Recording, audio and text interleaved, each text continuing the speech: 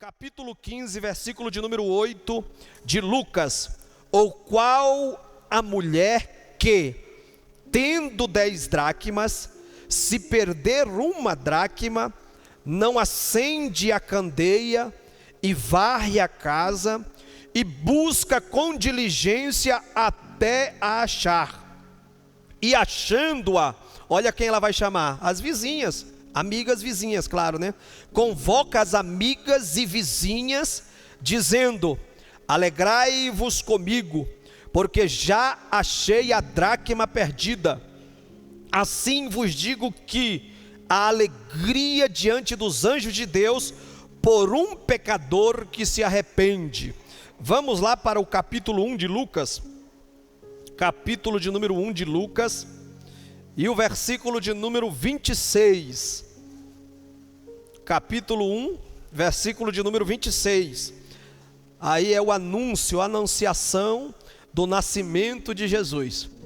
Tão importante o valor da mulher de Gênesis ao Apocalipse, que elas estiveram inseridas em todo o processo de salvação, desde o seu nascimento, o nascimento de Jesus, desde o ministério terreno, elas acompanharam de perto, algumas patrocinaram o ministério de Jesus com seus recursos, e aqui nós vamos aprender um pouco sobre essa que foi uma das chaves centrais usadas pelo Senhor nesse projeto. Capítulo de número 1, versículo 26 de Lucas, diz assim, e no 6º mês foi o anjo Gabriel enviado por Deus a uma cidade da Galileia, chamada Nazaré, a uma virgem desposada com um varão, cujo nome era José, da casa de Davi, e o nome da virgem era Maria. E entrando o anjo onde ela estava, disse: salve, agraciada, o Senhor é contigo, bendita és tu entre as mulheres. E vendo-a ela, turbou-se muito com aquelas palavras e considerava que saudação seria aquela. Disse-lhe então o anjo: Maria, não temas, porque achastes graças diante de Deus. E eis que em teu ventre conceberás e dará à luz um filho, e pôs-lhe-ás o nome de Jesus. Este será grande e será chamado Filho do Altíssimo, e o Senhor lhe dará o trono de Davi seu pai, e ele reinará eternamente na casa de Jacó, e o seu reino não terá fim. E disse Maria ao anjo, olha a pergunta inspirada por aquela situação, ela perguntou: como se fará isso, visto que não conheço varão?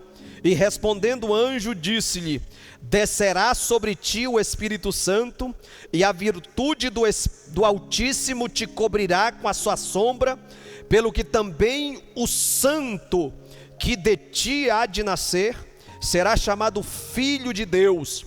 E eis que também Isabel, tua prima, concebeu um filho em sua velhice, e este é o 6º mês para aquela que se chamava estéril, porque para Deus nada é impossível, porque para Deus nada é impossível.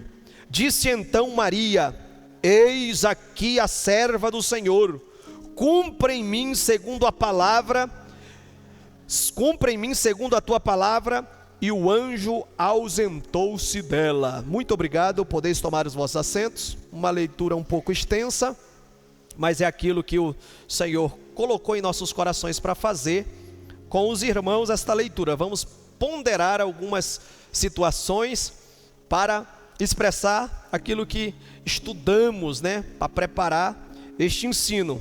Quando nós olhamos para Maria, poucas informações temos sobre o papai e a mamãe de Maria e como Maria foi criada.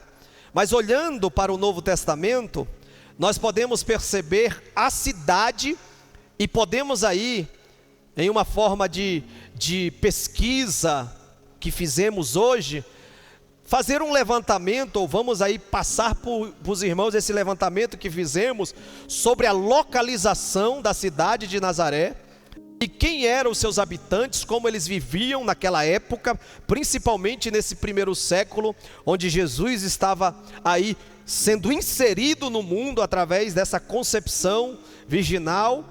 E nós percebemos que a cidade de Nazaré, o lar onde Maria residia, era uma cidade, preste bem atenção, que estava localizada numa colina na Baixa Galileia. A região era Galileia e ela situava-se na Baixa Colina da Galileia.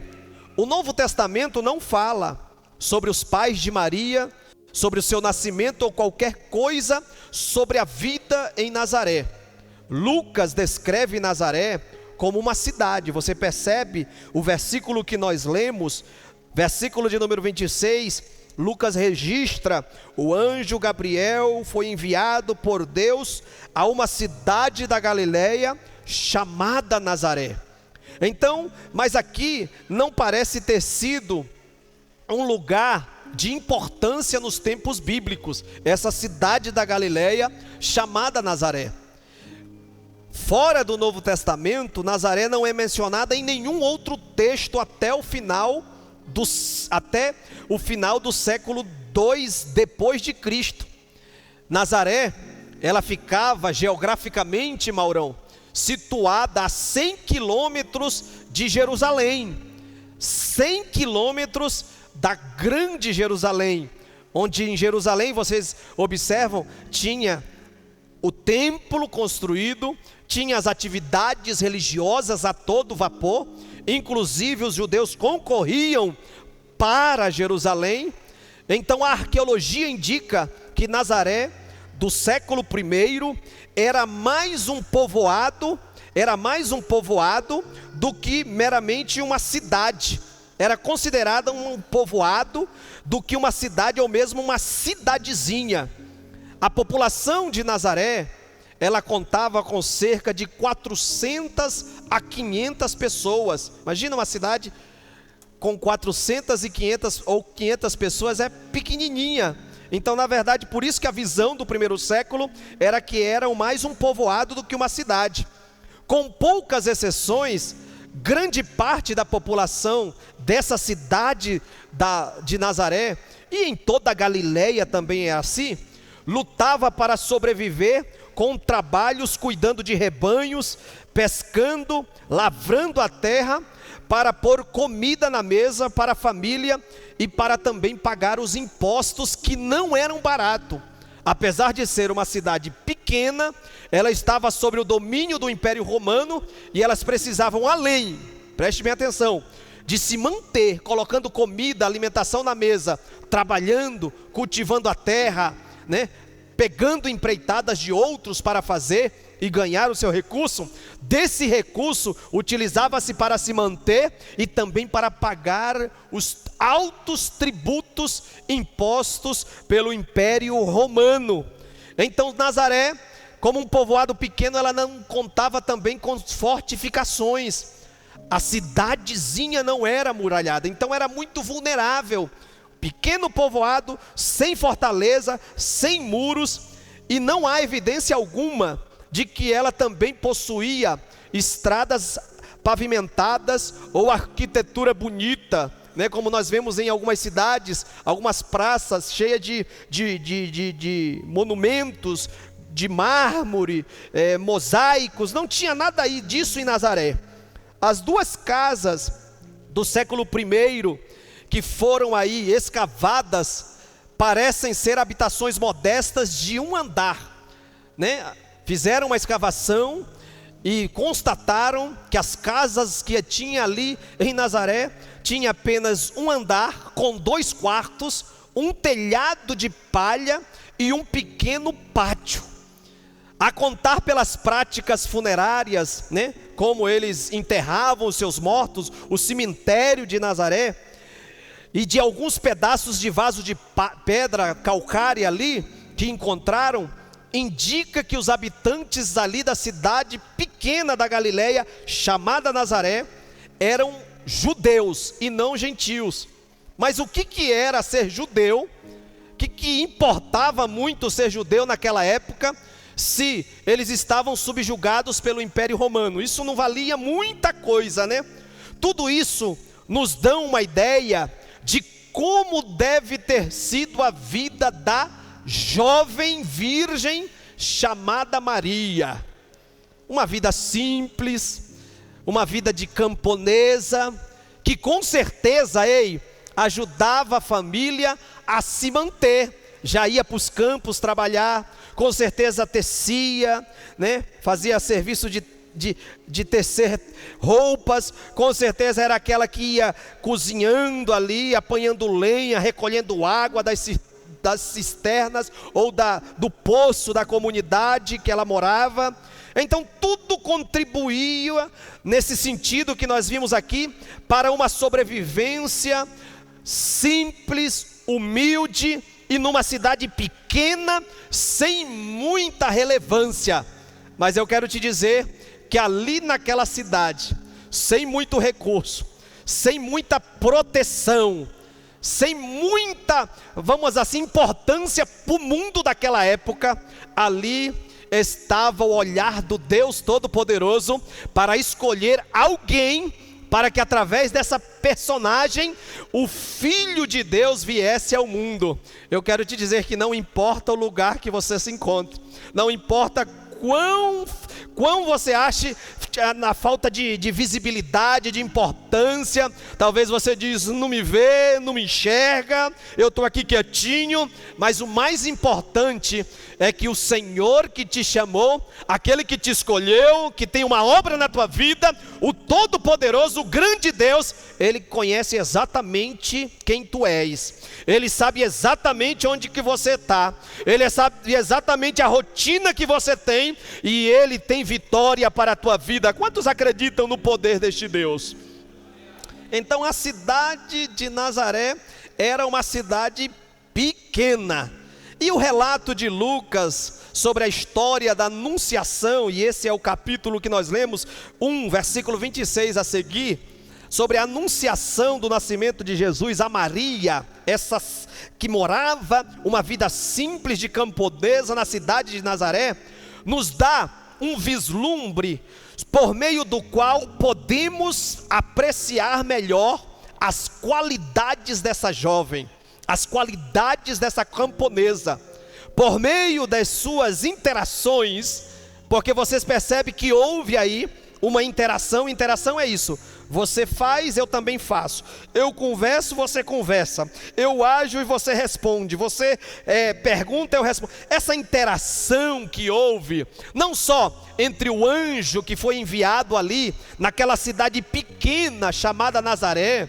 naquele endereço, naquela casa, imagina aquela casa de palha, 2 quartos, um quintal ali, e o anjo de Deus entrando aí, e com aquela palavra que eu li aqui para vocês, dizendo, salve agraciado. Imagina Jesus te visitando ali, imagina um mensageiro enviado pelo próprio Deus, Deus falando, anjo, Gabriel, e a palavra anjo significa enviado, mensageiro. Hoje nós não temos, talvez, alguém já teve a oportunidade de ver algum anjo, mas a palavra anjo no seu sentido original, ela é aquele que foi enviado, o mensageiro, aquele que entrega e está com a incumbência de entregar uma mensagem.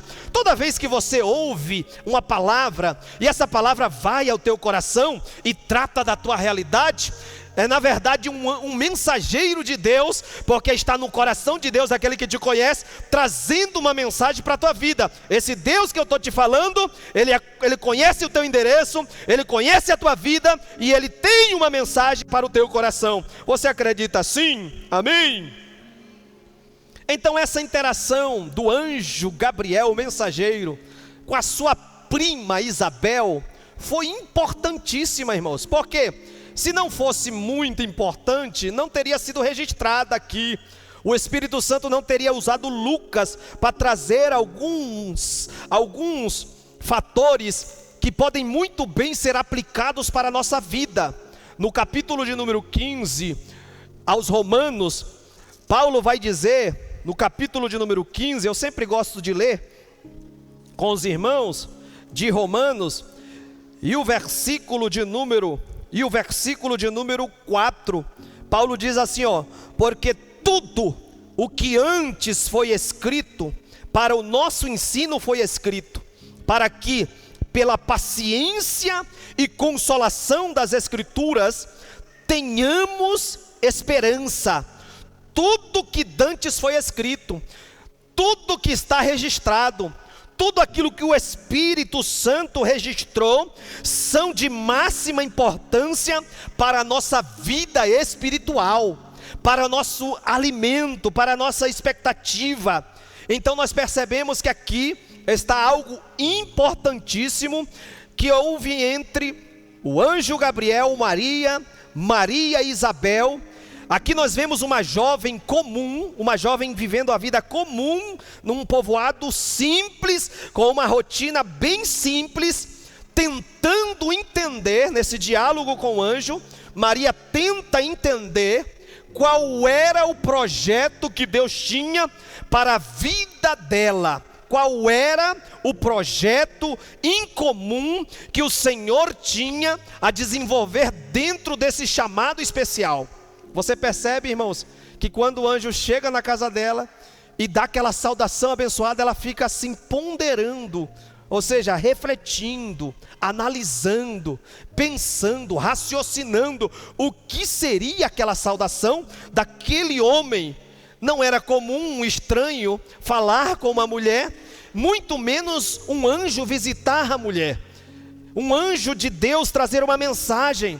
Eles tinham os escritos onde mulheres no Antigo Testamento foram visitadas por anjo. A mulher de Manoá, por exemplo, foi uma que recebeu uma visita. Então eles tinham exemplos, mas aqui nós tínhamos um período de aproximadamente 400 anos, o Senhor calado, o Senhor sem manifestar palavra. 400 anos, e antigamente vocês percebem, né?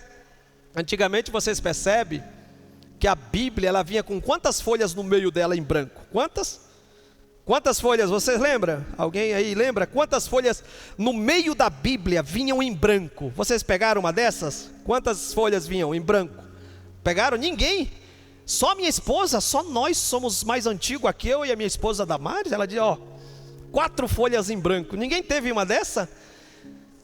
As Bíblias, elas vinham com 4 folhas em branco. Antigamente, ali era o sinal, segundo os estudiosos, de 400 anos entre Malaquias e Mateus. Passaram-se.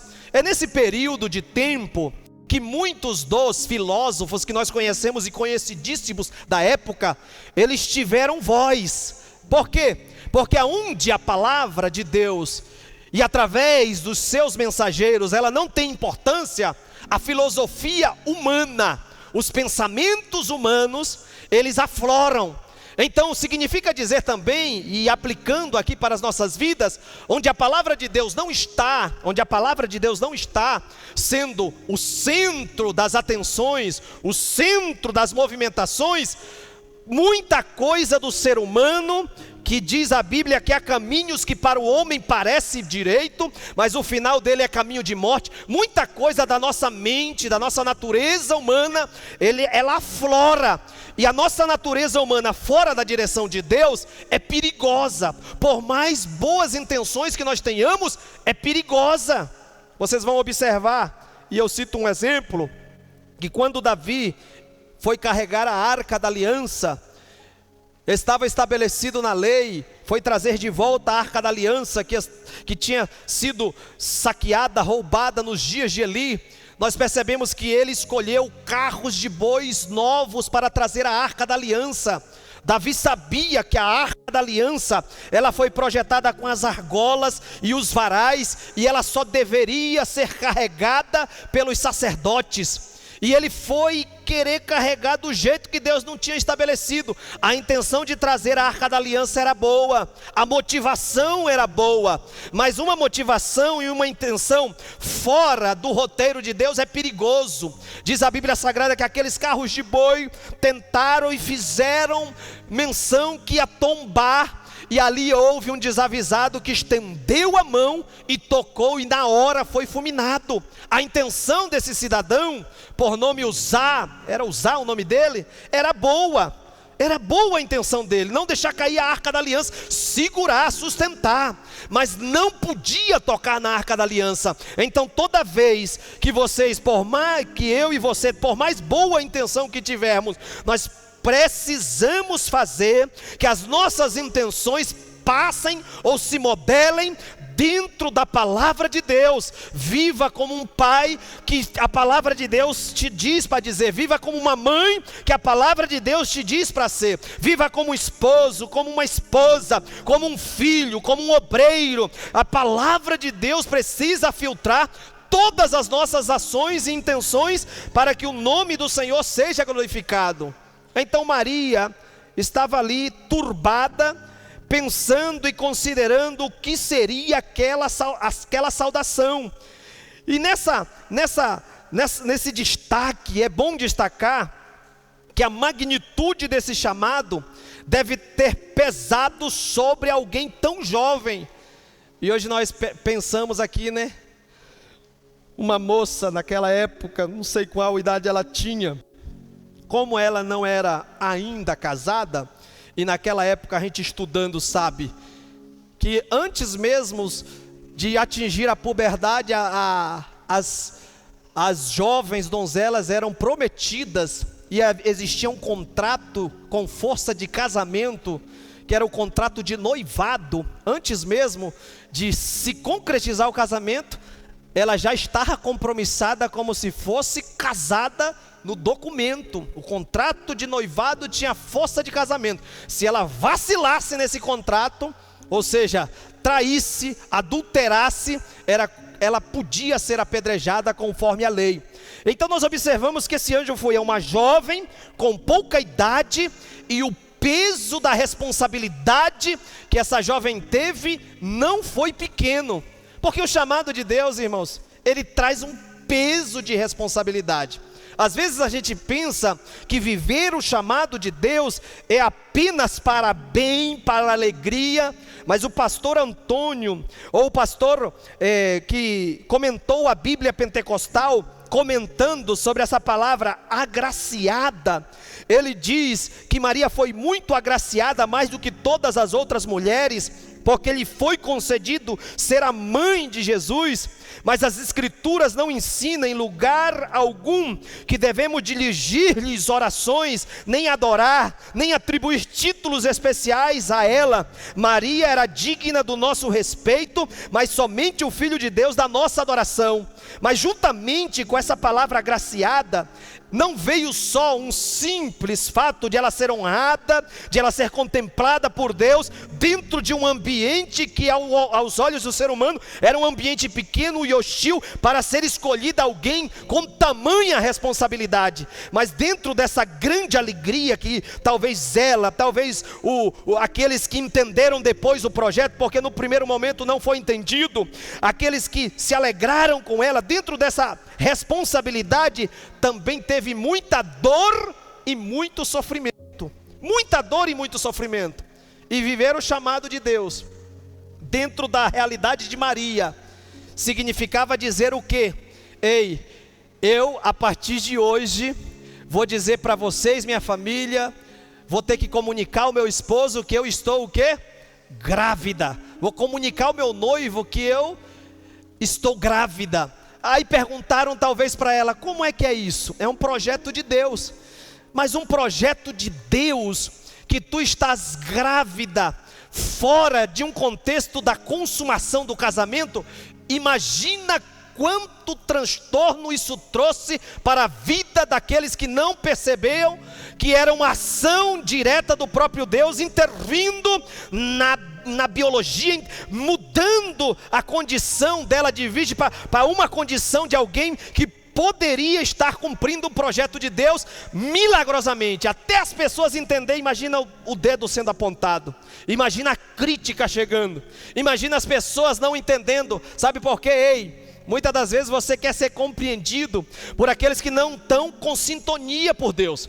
Muitas das vezes você que está dentro de um chamado de Deus vai ser criticado, vai ser perseguido, haverá muita tristeza e sofrimento, porque as pessoas que estão perto de ti, não entendendo o projeto de Deus, começam a dar vazão àquilo que a coerência humana acha. Mas eu quero te dizer, se Deus te deu uma obra para você realizar, se você é chamado por Deus, fique tranquilo, fica tranquila, porque a presença de Deus vai te fortalecer para você estar dando continuidade ao chamado. Eu estou falando com uma igreja que está ouvindo a palavra do Senhor. Se a igreja entende esta verdade, que o Deus Todo-Poderoso é capaz de se sustentar diante da incompreensão dos outros, ao você receber um chamado de Deus, levante a tua mão e agradeça a Ele, levante a tua mão e celebre a Ele. As pessoas que convivem contigo, que não têm sintonia com a vontade de Deus, elas vão falar o que pensam, mas fique com a palavra de Deus, fique com a vontade de Deus, porque haverá manifestação do poder de Deus,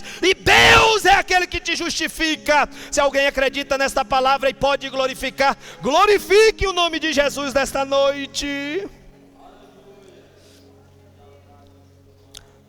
O chamado é uma bênção na vida de Maria, por ter sido escolhida, porque lhe trouxe grande alegria, mas também lhe trouxe muita dor e muito sofrimento.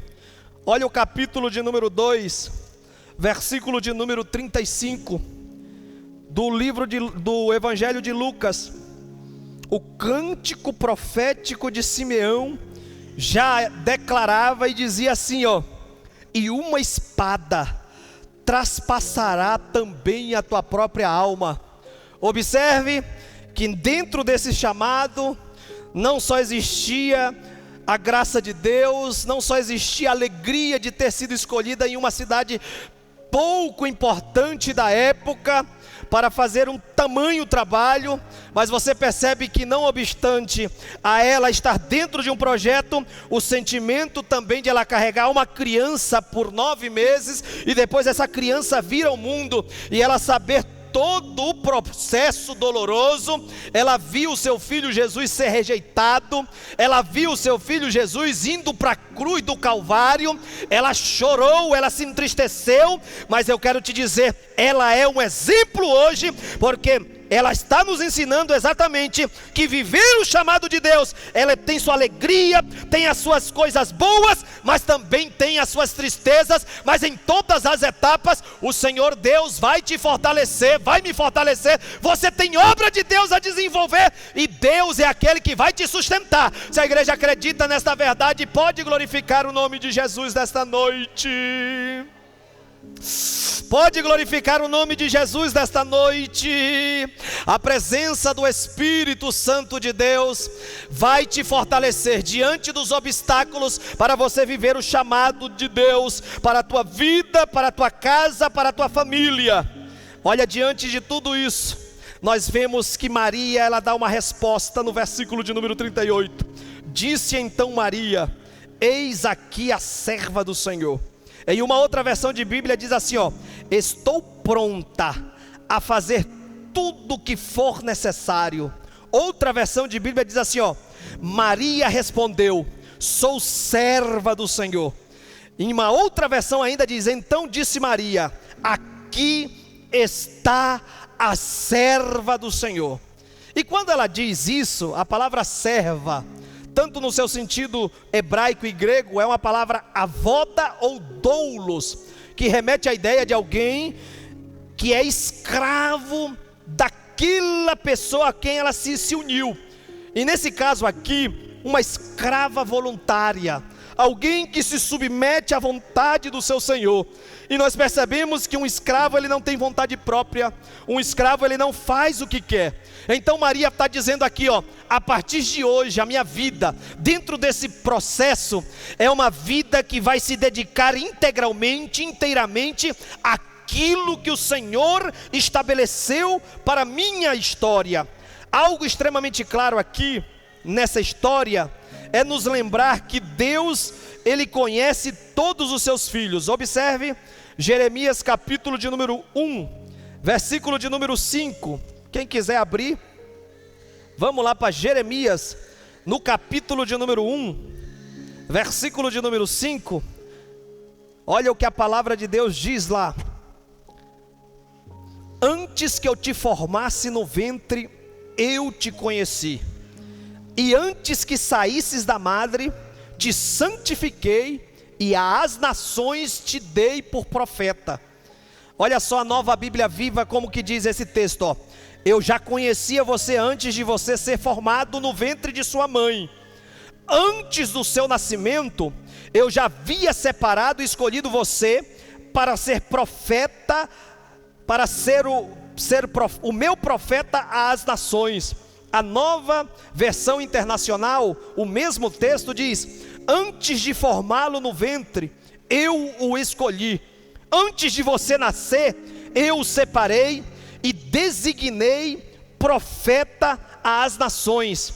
Então nós percebemos que Deus, na pessoa do seu mensageiro, já estava falando com alguém que era altamente conhecido por ele para desenvolver um chamado. Então a história de Maria aqui no livro de Lucas começa com esse anúncio desse chamado, da aparição do anjo para ela, o mesmo anjo que aparecera anteriormente a Isabel, a Zacarias lá no templo. E vocês vão perceber, irmãos, que para Zacarias o anjo diz, e chega lá no capítulo de número 1, 11, e diz assim: ei Zacarias, não temas, porque a tua oração foi ouvida, e a tua mulher Isabel vai dar à luz a um filho. Para Zacarias e Isabel, dois velhinhos já idosos, que estavam orando há tempos para terem um filho, o anjo foi anunciar uma resposta de um pedido. Mas para Maria, o anjo não anunciou a resposta de um pedido. O anjo trouxe uma proposta, o anjo trouxe um projeto. O que eu entendo aqui, irmãos? Existem coisas na nossa vida que nós vamos orar com uma necessidade humana e legal, e que tem amparo bíblico, e vai acontecer. No capítulo de número 15, versículo de número 7 de João, ele vai dizer assim, ó: se vós estiverem em mim, e as minhas palavras, ou seja, a minha vontade, o meu querer, o meu desejo, estiverem em vós, pedireis o que quiserdes, e vos será feito. Existem necessidades da tua vida, da tua estrutura, seja familiar, ministerial, seja em qualquer área que você imaginar que Deus pode agir, que você vai orar um ano, 2 anos, e parece que não vai acontecer. Mas Deus, Ele tem um projeto em andamento. Deus, Ele tem um projeto em andamento no lugar que você está hoje. Nós não estamos onde estamos simplesmente por estar. Nós estamos onde estamos porque o Senhor Deus tem um projeto na nossa vida, tem um propósito. Você só está nessa cidade até o dia de hoje. Talvez você diz: a minha vida toda eu passei aqui. É porque Deus tem projeto. O dia que Deus não tiver mais projeto, ou Ele te leva ou te manda para outro lugar. Tudo Deus tem projeto. Para Isabel e Zacarias existia uma necessidade humana, legal, de ter filhos. Que casal é que não quer ter filho? Filhos são uma bênção, diga amém. Quem acha que filho não é uma benção, é porque já nasceu, né? Quem acha que filho não é uma benção, é porque já está vivo e grande aí, né? Não, filho não é uma benção não. E diga que se não fosse uma benção, é o quê? Tu também é filho, entendeu? E aqui nós percebemos que a mensagem do anjo foi o quê? A tua oração foi ouvida. Mas esta oração foi ouvida porque existia um projeto de Deus. Agora tem o outro lado da moeda. Existem orações tuas que Deus já respondeu. E existem coisas que Deus está dizendo: não vou fazer, não é da minha vontade. E diante desse dilema, a minha minha graça te basta. Paulo orou 3 vezes para que Deus tire um espinho na carne, e diz a Bíblia que as 3 vezes houve resposta, e Deus disse, vou tirar não. Por quê? Porque eu permiti isso, está dentro do meu projeto, é minha vontade. Eu até podia curar, porque eu sou Deus que cura. Talvez houve esse diálogo entre Paulo, mas por enquanto, Paulo, fica com esse espinho, a minha graça te basta, o meu poder vai se aperfeiçoar melhor nessa fraqueza, porque enquanto tu tiver uma dificuldade, você vai ter motivo para buscar a minha presença, você não vai se soberbecer por aquilo que eu faço através da tua vida. Então existe um projeto de Deus em andamento, e existe resposta de Deus chegando. Se Deus tiver projeto dentro dessa... Levante a tua mão assim, é uma palavra profética isso. Se Deus tiver projeto nessa necessidade, diz o Senhor para alguém que aqui está, as coisas vão desenrolar e o milagre de Deus vai acontecer. Você vai saber que é Deus, porque você não tem condição, porque a tua força não alcança, mas o poder de Deus vai te envolver, vai envolver a tua mente e o teu coração. Estratégia de Deus está descendo hoje para desenrolar algumas coisas, porque a obra que Deus tem, Ele vai realizar, e Deus vai suprir essa necessidade para a glória e louvor do nome dEle. Só quem acredita em Jeová Jiré, o Deus de toda providência, levante a tua mão e dê um glória, agradeça a Ele, porque a palavra de Deus está sendo direcionada a corações que estão esperando resposta da parte de Deus. Eu sinto o Pai falando com filhos amados. Andiacando raia sebia rabacome nevia cancho e derrai. Ondaia canto, naia sébia. Ano passado falei contigo acerca de uma obra. Ondaia sébia. Já passaram-se um tempo. Rabaia canto, naia sébia. Mas está chegando a hora, diz o Senhor para alguém que aqui está. Está chegando o momento onde a minha palavra vai ter efetivação, porque eu sou Deus fiel e todo poderoso.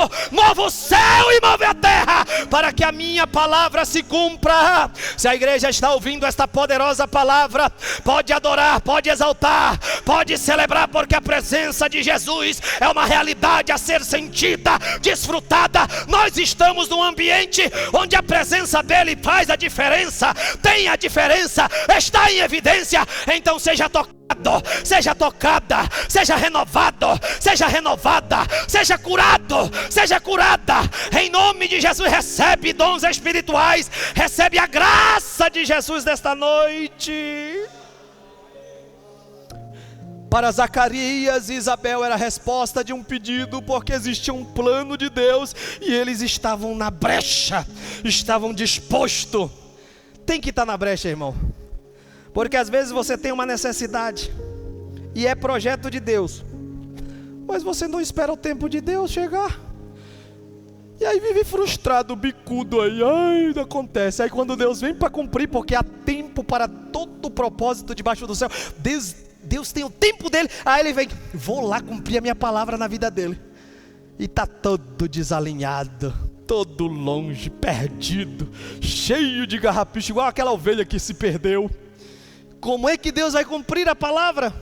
Olha a realidade de Isabel e Zacarias.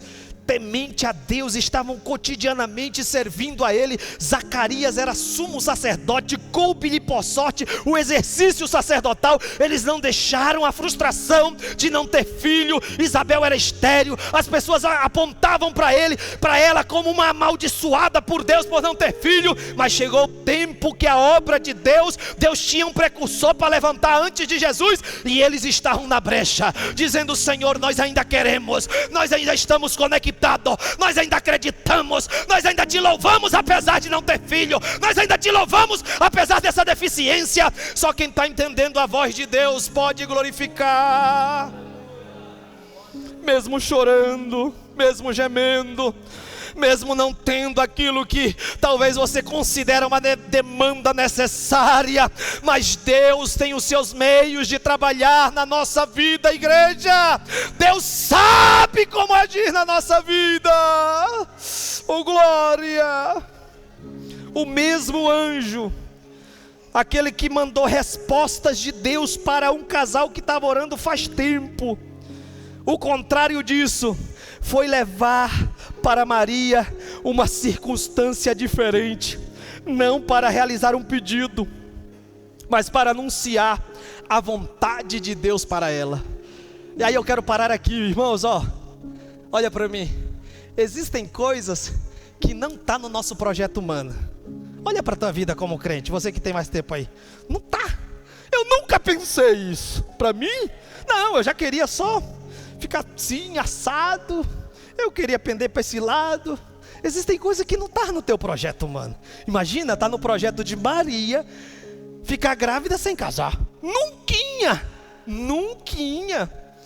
Não estava. Existem coisas que vai acontecer na nossa vida que a gente vai sem querer mesmo, mas entendendo, tendo discernimento que é a boa, agradável e perfeita vontade de Deus. Tem dia, irmão, que eu não quero subir no púlpito para pregar. Tem dia que eu quero ficar só em casa, tranquilo, né? De tanta luta que a gente passa, tanta dificuldade, opressão do inimigo, e assim vai. Às vezes tem dia que eu não quero pregar, mas a minha responsabilidade diante do povo de Deus exige que eu esteja me dedicando, que eu esteja pregando, que eu esteja crendo que Deus está abençoando. Então existem coisas da vontade de Deus que superam a nossa vontade, e eu te dou um conselho, mesmo não querendo às vezes fazer, mesmo não estando no teu roteiro, vai ser melhor para você, vai ser melhor para o teu marido, vai ser melhor para tua esposa, vai ser melhor para os teus filhos, vai ser melhor para tua casa, pois o lugar mais abençoado e seguro do mundo é o centro da vontade de Deus. 1000 cai ao teu lado, 10.000 à tua direita, e você não é atingido. Então fique no roteiro de Deus. Você não quer, mas vai sem querer mesmo. A vontade de Deus é soberana, é soberana. Se coloca de pé em nome de Jesus. Às vezes a situação é mais cômoda.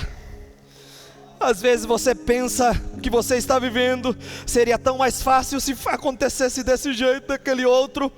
Mas o Senhor vem com um projeto dele para você. Tem coisa que você nem orou, e aí Deus vem e fala, vou te fazer isso. Às vezes você recebe, às vezes você diz, isso é conversa. Aí as coisas vai acontecendo, vai afunilando, e Deus está cumprindo promessa.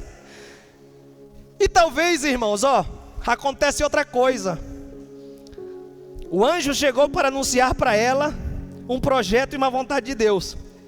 Talvez ela pensou, como qualquer um de nós pensaria, não, meu casamento está próximo. Imagina.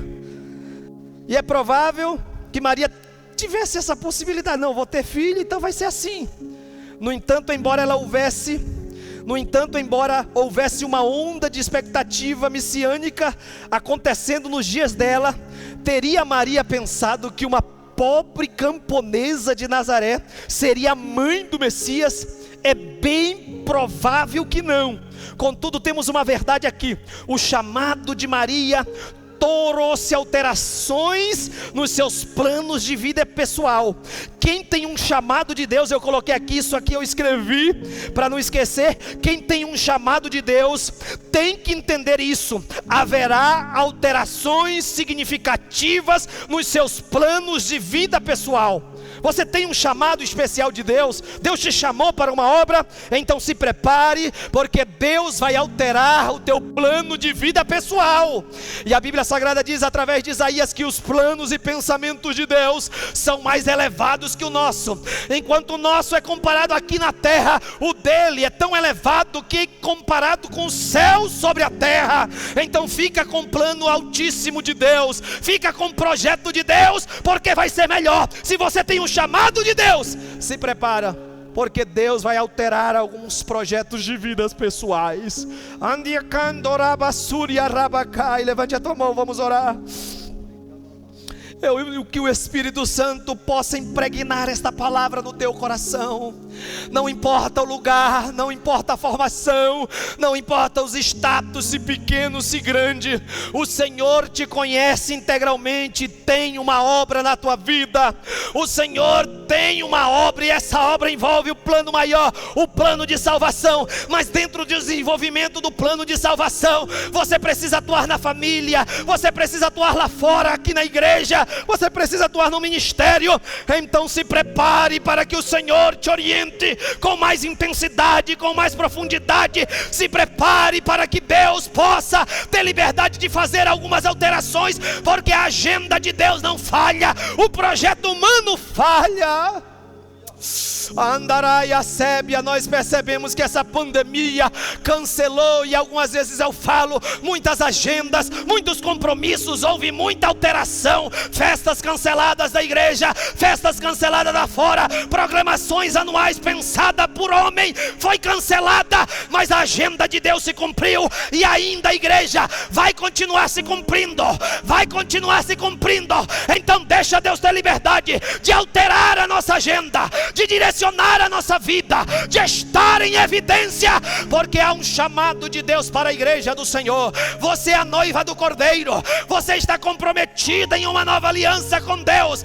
Então dê liberdade para Ele aqui, dê liberdade na tua casa, dê liberdade nos teus relacionamentos, dê liberdade para Ele, dê liberdade para Ele. Andarai a sui que perdia, Ondaia canto, rabassui que perde a rabacandanai. Eu sinto que Deus tem chamados especiais aqui nesta noite. Andiokendo rai a sébia rabahai.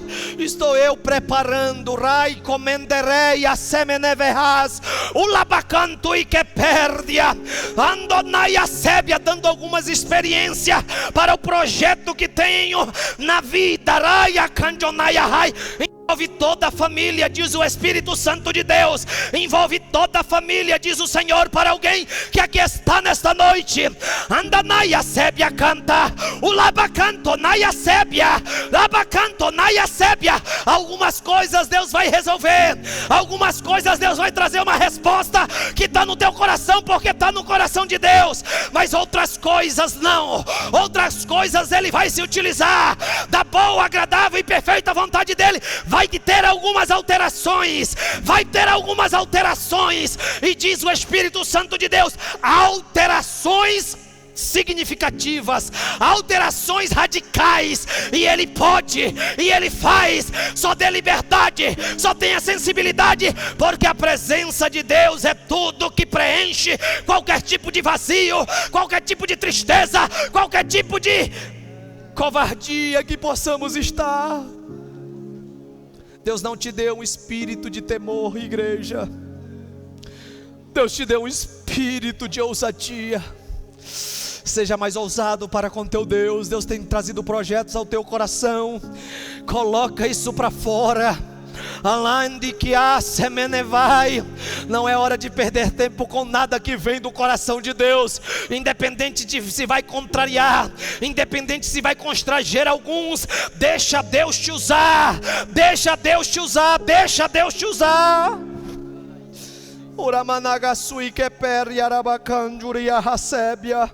Querido Deus, diante da tua igreja, entreguei, Senhor, aquilo que o Senhor colocou em meu coração. Que o Senhor continue, Senhor, trazendo, Senhor, a tua igreja, Pai, renovação no teu espírito. Que a tua palavra, Pai, possa achar guarida em cada coração. Que através, Pai, de exemplos, Pai, citados por Lucas, de características, Senhor, de mulheres que Lucas evidenciou, Pai, nós possamos nutrir a nossa vida, possamos nos enquadrar dentro de um roteiro especial, traçado pelo Senhor, não para aquela época, porque já passou, mas para os dias que estamos vivendo, Pai. Dá dinamismo para a tua igreja, dá virtude do Espírito Santo, Pai, dá liberdade para ele e para ela exercitar, Papai, o dom que o Senhor entregou. Em nome de Jesus, que toda barreira caia por terra, que todo obstáculo venha a ser estipado, que o nome do Senhor venha a ser glorificado. Continua abençoando, Senhor, a nossa semana. Continua trazendo, Senhor, alegria, paz, satisfação. Continua, Senhor, falando conosco. Continua despertando esta igreja, Pai, para estar em constante oração. Assim, Senhor, nós cremos e oramos em nome para a glória de Jesus. Quantos confirmam dizendo? Queridos, Deus...